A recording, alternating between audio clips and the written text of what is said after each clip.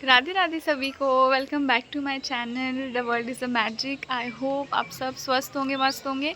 मैं भी बहुत अच्छी हूँ और आप आई होप कि आप खुश भी होंगे।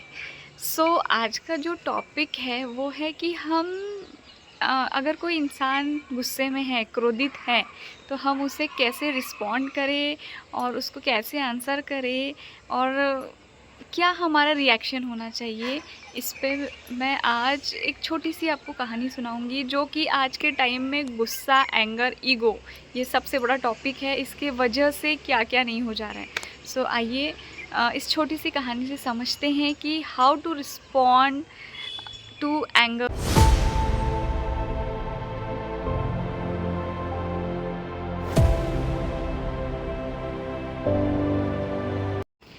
एक समय की बात है कि एक व्यक्ति बुद्ध भगवान के पास जाता है और वो शांत बैठे रहते हैं और जो ये व्यक्ति रहता है वो बहुत क्रोधित रहता है। क्रोध से, एंगर से एकदम बोलते हैं ना, जला हुआ, अंदर से एकदम जला हुआ रहता है और बहुत क्रोधित रहता है। और वो बुद्ध भगवान के पास जाके उनको बहुत बुरा भला बोलते रहता है, उनको खरी खोटी सुनाते रहता है। बहुत बोलने के बाद वो इंसान थक जाता है और थक हार के शांत हो जाता है। लेकिन बुद्ध जी कुछ भी उसको रिस्पॉन्ड नहीं करते। बाद में ये व्यक्ति सोचता है कि शायद बुद्ध जी मुझसे डरते हैं, इसीलिए वो कुछ रिएक्शन नहीं दे रहे हैं। फिर थोड़ी देर बाद फिर वो प्रयत्न करता है, फिर उनको खरी खोटी और बुरा बुरा उनको बोलता है, गुस्से में, बहुत ज़्यादा गुस्से में। ऐसे करते करते वो मनुष्य थक हार के शांत होके बैठ जाता है। फिर बाद में थोड़ी देर बाद वो बुद्ध भगवान के पास जाता है और उनसे कहता है कि बुद्ध भगवान, क्या आप मुझसे डरते हैं? मैंने आपको इतना क्रोधित हो के इतना सब कुछ सुनाया, लेकिन आपने मुझे उसके अगेंस्ट में एक वर्ड भी नहीं कहा। तब बुद्ध भगवान मुस्कुराते हैं और उसे बोलते हैं कि जब तुम्हें कोई कुछ देता है और अगर तुम उसको स्वीकार नहीं करते हो तो वो चीज़ किसकी रह जाती है?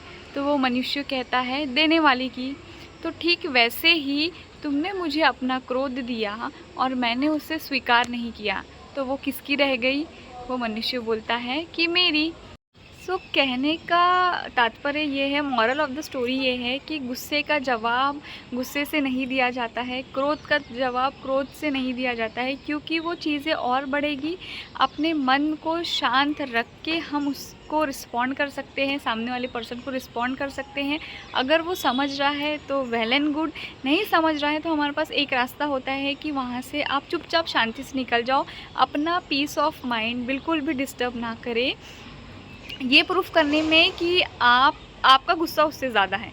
आज के टाइम में ये बहुत बहुत एक टाइप का कंपटीशन हो गया है कि सामने वाला अगर गुस्सा कर रहा है तो हम या अपोजिट पार्टी क्या करती है, उससे ज़्यादा फ्यूरियस हो जाती है, उससे ज़्यादा गुस्सा करने लगती है, ये शो करने में कि तेरे से बड़ा मैं हूँ, तेरे से ज़्यादा गुस्से वाला मैं हूँ।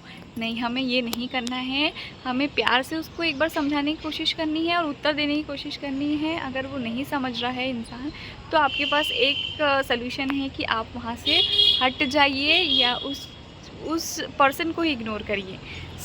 आज के टाइम में ये बहुत बहुत नेसेसिटी हो गया है ये समझना कि क्रोध का जवाब क्रोध से नहीं दिया जा सकता। अगर ये हमारे देश में हो जाए तो इतनी सारी जो मर्डर केसेस, बहुत सारे क्राइम्स जो हो रहे हैं, वन ऑफ द रीज़न ये भी है, ये होना बंद हो जाएगा।